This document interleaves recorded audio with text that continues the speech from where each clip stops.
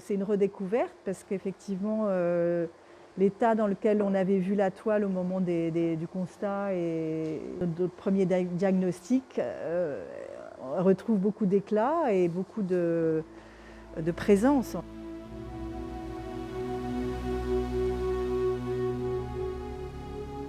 Cette toile est due au peintre Louis Beyroux.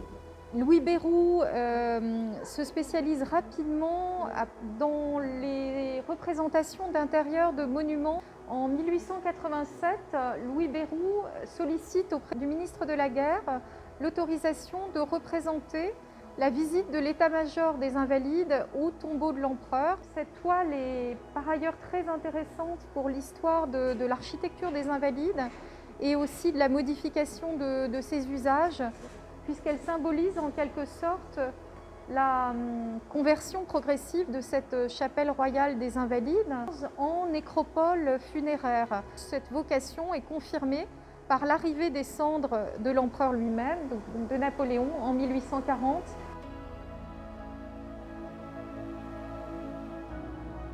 Dans un premier temps, un décrassage, puisque la toile est très empoussiérée. Ce décrassage met en avant aussi la couche de vernis qui est sous-jacente et on aperçoit qu'elle est très jaunie.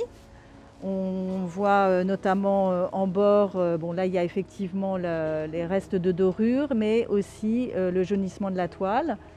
On voit également les coulures. Les irrégularités de ce film de vernis. La seconde étape, c'est un allègement, une solubilisation du vernis jaune et altéré.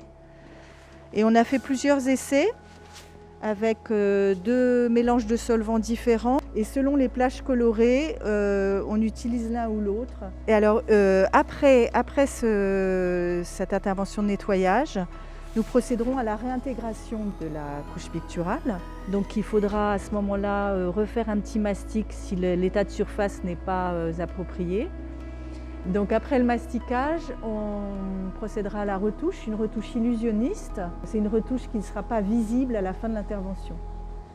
C'est-à-dire qu'on ne fera plus la différence avec la matière originale avoisinante.